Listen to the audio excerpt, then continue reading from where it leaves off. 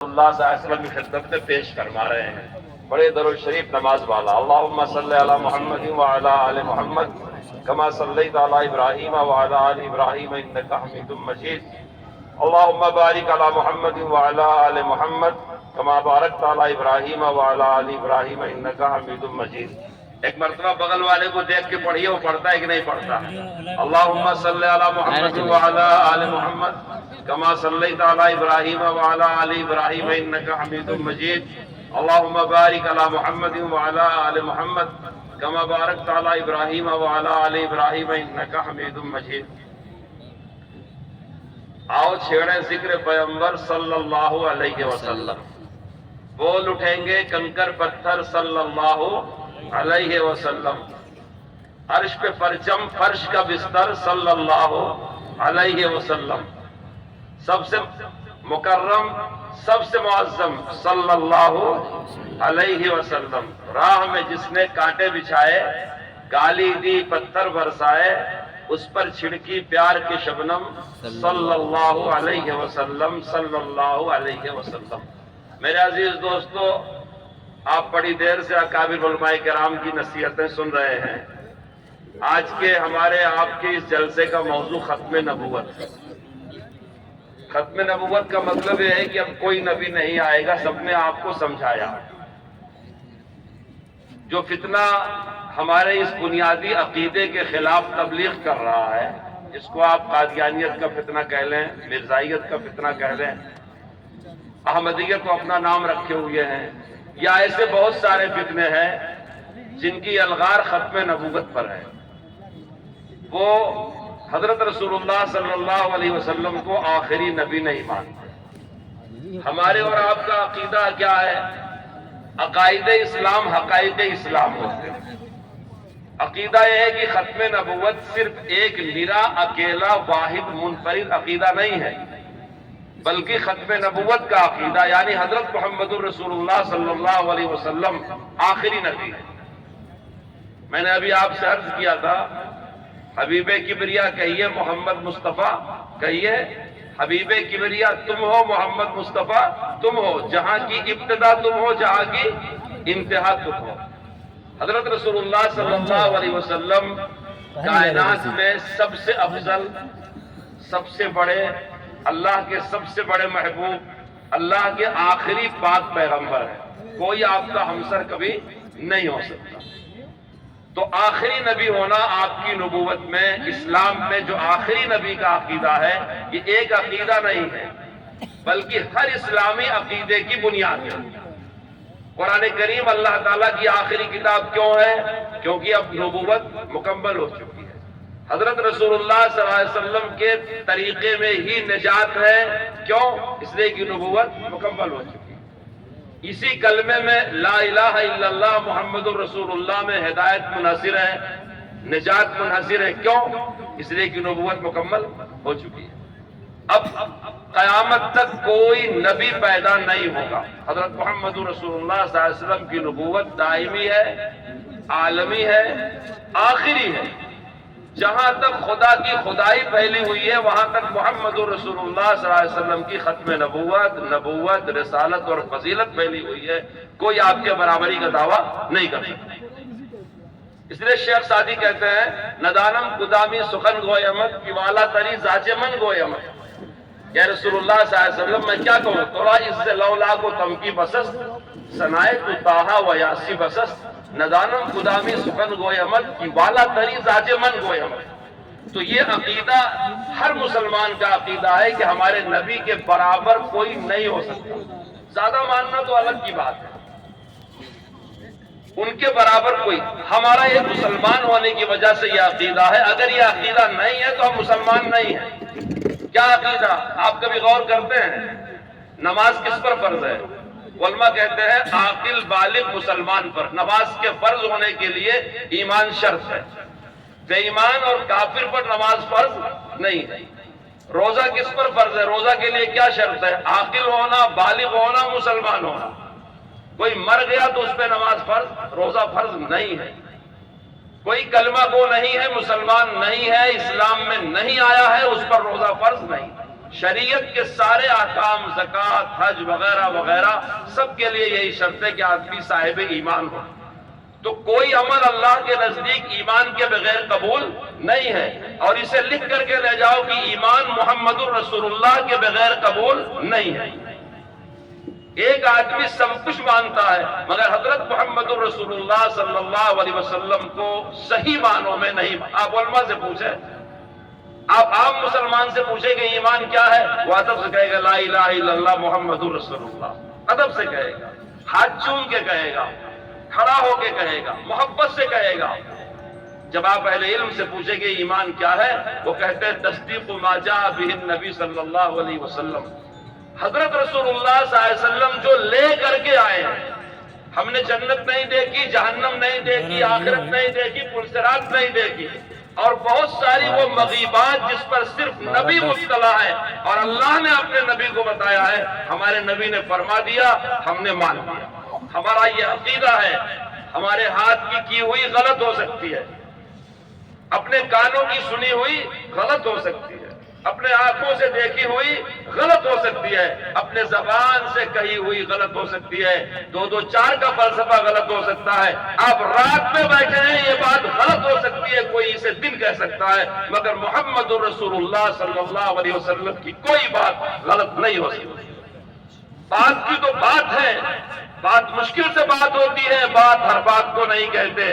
آپ کا کوئی اشارہ بھی خطا نہیں ہو سکتا.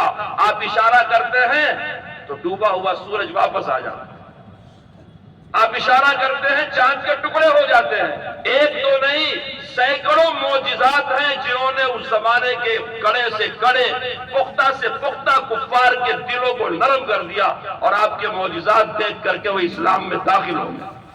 کیونکہ وہ چیزیں خدا کے علاوہ کسی انسان سے ممکن ہی نہیں تھی. حضرت ابراہیم نے نمرود سے یہی تو کہا تھا سورج نکال، مگر محمد رسول اللہ کے بارے میں روایت پہ ہے ڈوبتا سورج آپ نے واپس کر دیا. آج سائنسدانوں نے دیکھا کہ چاند میں دراڑیں پڑی ہوئی ہیں. قرآن کریم کہتا ہے واقتربت الساعة انشق القمر. تو حضرت محمد رسول اللہ صلی اللہ علیہ وسلم جو لے آئے وہ ایمان ہے. ہمارا اپنا غلط ہو سکتا ہے مگر جو چیز آپ لائے ہیں اس پر آنکھ بند کر کے یقین کرنا، اسی کو ایمان کہتے ہیں. میرے والد ایک فوجی جنرل تھے. وہ سمجھایا کرتے تھے، کہا کرتے جب جنگ ہوتی ہے، کیجویلٹی ہوتی ہے، لوگ مارے جاتے ہیں، تو بڑا والا جنرل کہتا ہے یہ مر گئے ہیں، ان کو ٹرک پہ لاد کر کے لے جاؤ. تو جب ان کو اٹھایا جاتا ہے تو کوئی زندہ ہوتا ہے. وہ یہ کہتا ہے میں زندہ ہوں، مگر فوجی کہتا ہے ہمارا میجر بولتا ہے تم مر گیا ہے. سمجھ رہے ہیں؟ ایک آدمی 100 قسم کھا کر کے کہتا ہے میں مسلمان ہوں، میں اعلان کرتا ہوں اگر محمد رسول اللہ پر اس کا بھروسہ نہیں ہے وہ مسلمان نہیں ہو سکتا. حضرت نبی پاک صلی اللہ علیہ وسلم پر اپنی ذات، اپنے ماں باپ، اپنے آل اولاد، اپنے خاندان اور کل کائنات سے زیادہ محبت اور بھروسہ رکھنا ہی ایمان کہلاتا ہے. محمد کی محبت دین حق کی شرط اول ہے. اسی میں ہے اگر خامی تو ایمان نامکمل. اب ایک شخص آتا ہے 1300 سال کے بعد گرداسپور ضلع میں قادیان گاؤں میں، اور وہ کہتا ہے کہ اس زمانے میں مجھے اللہ نے محمد رسول اللہ بنا کے بھیجا. بات تو بڑی چھوٹی ہے لیکن یہ پوری بات اسلامی عقیدوں کے خلاف ہے. کیسے؟ ہمارے عقیدے میں بنیادی طور پر آخرت کا بھی عقیدہ ہے. آپ 7واں کلمہ پڑھ لیں، یعنی مرنے کے بعد اٹھائے جانے پر حشر انہی جسموں کے ساتھ ہوگا. حفاتن عراتن غرلا حدیث شریف میں ہے. صرف ارواح کا حشر نہیں ہوگا، آخرت ہمارے عقیدے کا بہت بڑا حصہ ہے. وہ آدمی یہ کہتا ہے کہ محمد رسول اللہ مکے میں پیدا ہوئے تھے، اب 1300 سال کے بعد قادیان میں پیدا ہوئے. یعنی اس نے ایک اسلامی عقیدہ آخرت کا انکار کر کے حلول اور تناسخ، آوا گون کہ مرنے کے بعد دوبارہ کوئی پیدا ہو سکتا. میں کہا کرتا ہوں اس زمانے میں کوئی کچھ لوگ آئے اور کہے ہندوستان کا دستور ہم نے ہی بنایا تھا، آج کے 70 سال پہلے ہم زندہ ہو کر کے آئے ہیں، بدلنا چاہتے ہیں. کوئی پیدا ہو کہ صاحب آپ کے پانچویں پشتی ہم آپ کے دادا پردادا سے پیدا ہوئے ہیں، ہمارا حق کوئی مانے گا؟ اسلام میں تناسب نہیں ہے، حلول نہیں ہے. ایک انسان جو چلا گیا وہ اپنی آخرت میں چلا گیا، دوبارہ کسی بھی شکل میں وہ پیدا نہیں ہو سکتا.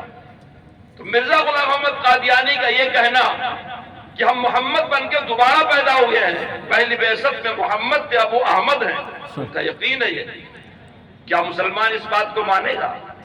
کیا کسی مسلمان کمزور سے کمزور مسلمان کے دل میں کیا یہ بات کبھی شک اور وہم کی طرح گزر سکتی ہے کہ یہ محمد رسول اللہ جیسا ہو سکتا ہے؟ قادیانیوں کے بنیادی عقیدوں میں بعثت ثانیہ ہے، وہ صاف لفظوں میں کہتے ہیں کہ مکے میں جو محمد رسول اللہ بن کے آئے تھے، قادیان میں وہ غلام احمد قادیانی بن کے آئے۔ کسی نے بہت اچھی بات کہی ہے کہ محمد رسول اللہ سے مقابلہ تو بہت دور کی بات ہے، اس کے ساتھ اس بےایمان کا نام بھی ذکر نہیں کیا جائے گا۔ تو یہ کہا ہے مجدد الف ثانی سے غلام احمد کو نسبت کیا؟ مجدد الف ثانی رحمۃ اللہ علیہ بھی پنجاب کے تھے، سرین کے، تو کہا مجدد الف ثانی سے غلام احمد کو نسبت کیا؟ سرا کتنا بھی اونچا ہو سریا ہو نہیں سکتا، توا کتنا بھی کالا ہو کلہیا ہو نہیں سکتا۔ سنا ہے قادیہ میں بانسری گوکل کی بجتی ہے، مگر ہر بانسری والا کلہیا ہو نہیں سکتا۔ اس نے جیسے یہ دعویٰ کیا کہ میں محمد رسول اللہ ہوں، ویسے یہ بھی دعویٰ کیا کہ میں کشن کلہیا ہوں۔ ایک ہندو نے آج تک اسے قبول نہیں کیا، ہزاروں مسلمانوں نے قبول کر لیا۔ ہمارا اس سے اختلاف کیوں ہے؟ مسلمان گھر میں پیدا ہوا، غلام محمد نام رکھا گیا، اسلامی طریقے کے مطابق ختنہ ہوئی، شادی بیاہ ہوئی، کفن دفن ہوا، نماز روزہ کرتا ہے، اور اپنی پوری گمراہی محنت کا میدان رسول اللہ کی بھولی بھالی امت کو بناتا۔ ہم کو یقین ہے ایک مسلمان کے ہاتھ میں رسول اللہ کا دامن رہا تو ایک نہ ایک دن وہ جنت میں ضرور جائے گا۔ گناہ ہو سکتا ہے، بے عمل ہو سکتا ہے، بد عمل ہو سکتا ہے، گنہگار ہو سکتا ہے، خدا توبہ کی توفیق دے، لیکن جب تک محمد رسول اللہ سے رشتہ ہے، چاہے کتنا بھی تھوڑا ہو، کتنا بھی تھوڑا ہو۔ مولانا عبدالباسط دریابادی کہتے ہیں جب وقت پڑا نازک اپنے ہوئے بیگانے، جب وقت پڑا نازک اپنے ہوئے بیگانے، ہاں کام اگر آیا تو نام تیرا آیا۔ جی سمجھے تھے سیاہ کاری اپنی ہے فضو حد سے، سمجھے تھے سیاہ کاری اپنی ہے فضو حد سے، دیکھا تو کرم تیرا اس سے بھی سوا پایا۔ آپ رحمت للعالمین ہیں تو جو آپ کا کلمہ پڑھنے والے ہیں ان کے لیے آپ کی شفقت محبت ہمدردی کتنی ہوگی۔ یاد رکھو نبی ہمدرد سب کے ہیں، محتاج کسی کے نہیں ہیں۔ ہمدرد ہونے میں اور محتاج، ساری دنیا مل کے محمد عربی کا کلمہ پڑھے تب بھی ان کی شان کچھ بڑھنے والی نہیں ہے، اور ساری دنیا آپ کو چھوڑ دے تب بھی ان کی شان میں فرق پڑنے والا نہیں ہے۔ ان کو جو شان، جو شوکت، جو قدر، جو منزلت رب العالمین نے دیا ہے ان کی طرف سے دی ہوئی ہے، آپ کی وجہ سے نہیں ہے۔ کائنات ان کی وجہ سے ہے، ان کا مرتبہ آپ کی وجہ سے نہیں ہے۔ تو میرے دوستو، ایک آدمی دعویٰ کرتا ہے کہ ہم آئین محمد ہیں، محمد رسول اللہ دوبارہ بھیجے گئے ہیں، یہ عام سی بات نہیں ہے۔ اگر کوئی مسلمان قادیانیوں کے عقیدے کو قبول کرتا ہے تو یاد رکھو قادیانی رہتے ہوئے مسلمان ہونا ناممکن ہے، اور کتنا بھی گیا گزرا مسلمان ہو، اگر وہ اسلام پر ہے تو اس کا احمدی اور قادیانی ہونا ناممکن نہیں ہو سکتا۔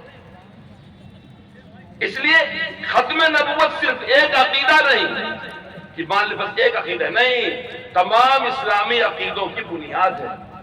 ہم علماء کرام ہیں، ہم کو ہر فتنے کے مقابلے میں محنت کرنا ہے، لیکن ختم نبوت کا مسئلہ بڑا حساس مسئلہ ہے۔ یہ راز حضرت محمد رسول اللہ صلی اللہ علیہ وسلم کی ذات سے جڑا ہوا ہے۔ مولانا قاسم نانوتوی لکھتے ہیں کہ آپ کی نبوت ذاتی ہے، آپ کے کمالات ذاتی ہیں، آپ کی مثال سورج سے دی گئی ہے، جیسے سورج کی اپنی روشنی ہے اور سارے چیزوں کی روشنی اور چاند تاروں کی سورج سے اخذ کی گئی۔ اس لیے آپ عام انسانوں کے نہیں، مسلمانوں کے نہیں، نبیوں کے نبی ہیں۔ آدم علیہ السلام کی نبوت آپ کے صدقے میں ہے، آدم سے عیسیٰ تک کی نبوت علیہ السلام آپ کے صدقے میں ہے۔ ایک ایسا نبی جو نبیوں کا نبی ہو، ایک ایسا نبی جو خدا کا چہیتا اور دلارا ہو، ایک ایسا نبی جس پر ایمان لانا نبیوں کے لیے ضروری ہو۔ ایک آدمی پنجاب سے کھڑا ہوتا ہے اور وہ کہتا ہے کہ مجھے دوسرا محمد مان لو، مسلمان مانے گا؟ تسلیم کرے گا؟ یاد رکھو دنیا میں ہر قوم کے ساتھ ہم گزارا کر سکتے ہیں، اس ملک میں بہت سے غیر مسلم ہیں، بات خالی نان مسلم کی نہیں ہے، بات یہ ہے کہ رسول اللہ کا کلمہ پڑھنے کے بعد بھی ہندوستان کے 30 کروڑ مسلمان جب تک مرزا غلام احمد قادیانی کو نبی نہ مان لیں وہ مسلمان نہیں ہو سکتے۔ میں نے ایک مرتبہ یادگیر کے جلسے میں مرزا مسرور کو چیلنج کر کے پوچھا تھا، آج میں آپ کو چیلنج کر کے پوچھتا ہوں، قادیانی سن رہے ہوں تو جائیں جواب لے آئے۔ حضرت محمد رسول اللہ صلی اللہ علیہ وسلم آخری نبی ہے، اس کے بعد مرزا غلام احمد قادیانی قادیان میں پیدا ہوتا ہے، 100 سال سے زیادہ ہو گیا مر کر کے اسے، اس کے بعد اب تک اور اب سے قیامت تک کیا کوئی دوسرا بھی نبی آئے گا اسی معنی میں؟ وہ جتنے معنی بتاتے ہیں، ذلی ہے، بروزی ہے، غایت اتباع سے حاصل ہوا ہے، دنیا کو بہت بڑی ضرورت ہے، عیسائیت کا قلعہ کما کرنا ہے، کفر کو خود تو غلامی کرتا ہے برطانیہ کی اور بڑی بڑی ڈینگیں مارتا ہے، یہ کرنا ہے، یہ کرنا ہے، یہ کرنا ہے، اس لیے اللہ نے محمد کو دوبارہ بھیجا ہے۔ میں پوچھتا ہوں ان سے 1500 سال میں ایک تم آئے ہو، قیامت تک اور کتنے آئیں گے؟ سمجھو میری اس بات کو، ہمارے اکابر نے گرفت کیا ہے، اس لیے اب جھگڑا اس بات کا ہے، امت اسلامیہ کی غیرت کا جھگڑا ہے کہ آخری نبی محمد رسول اللہ ہے یا مرزا غلام احمد قادیانی ہے۔ ہم اپنی جان بھی دے سکتے ہیں مگر اپنے نبی کی نبوت میں کسی کو شریک کرنے کا واہمہ بھی ہمارے دماغ میں نہیں آ سکتا۔ کیوں؟ اس لیے کہ اس محاذ کی حفاظت حضرت رسول اللہ نے ابو بکر صدیق کے حوالے کیا۔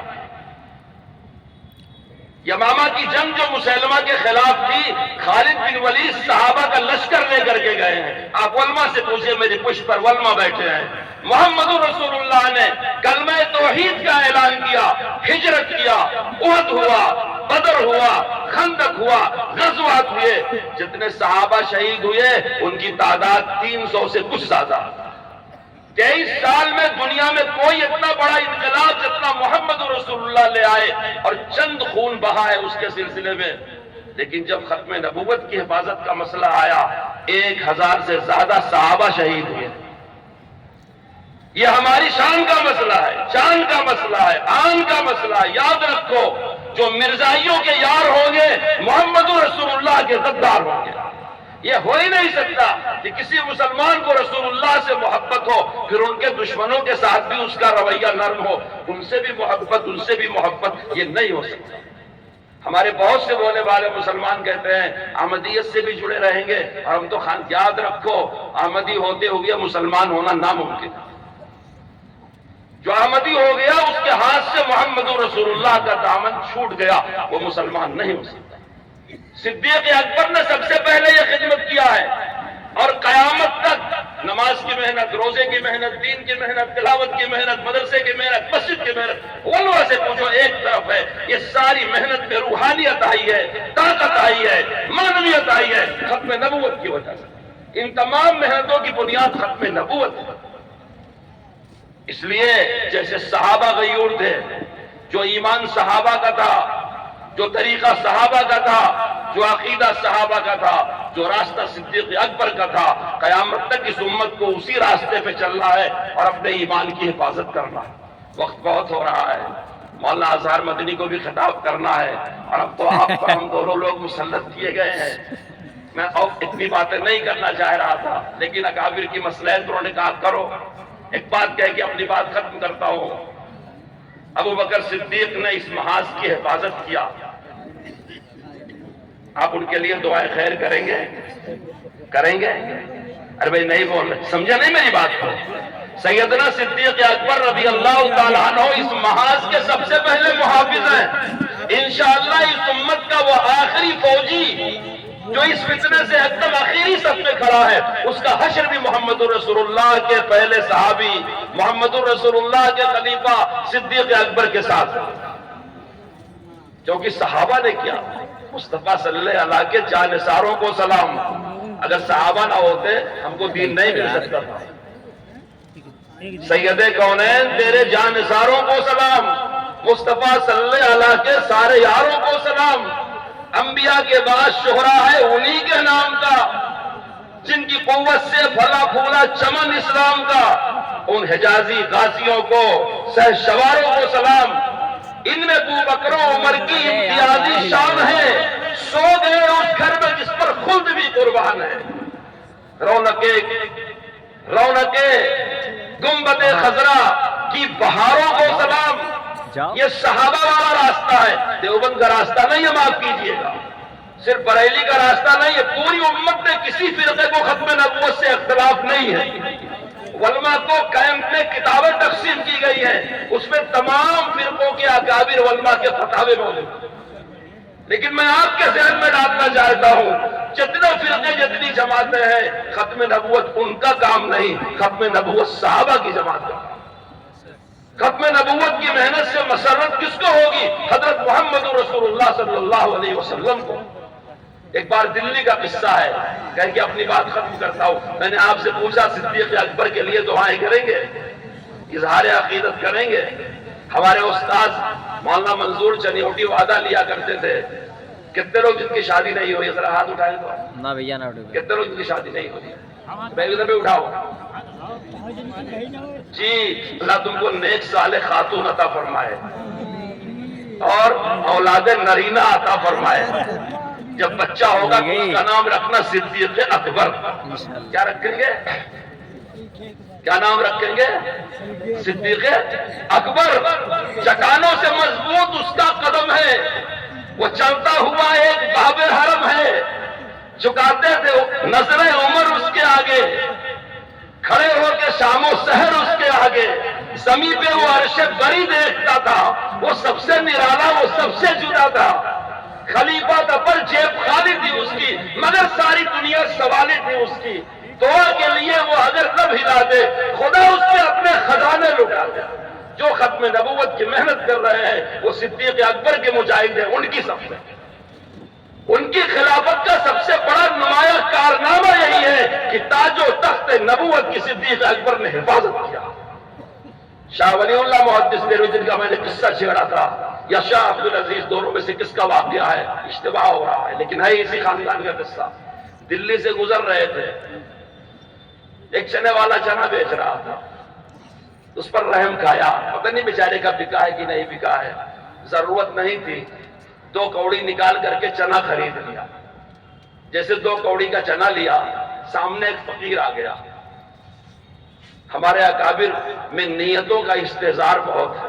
آج آپ جاگ رہے ہیں 12 بجے رات تک، آپ کی نیت تحفظ ختم نبوت کی ہے، اس کا اجر بھی نہیں۔ ان بزرگ سے میں کیا نیت کروں؟ تو یاد آیا کہ ٹھیک ہے، جیسے درود پڑھتے ہیں رسول اللہ صلی اللہ علیہ وسلم کے لیے، آج جمعرات ہے کثرت سے پڑھنا چاہیے، ویسے اس نیت سے وہ چنے دے دیا کہ میرے نبی صلی اللہ علیہ وسلم کے لیے دے رہا ہوں۔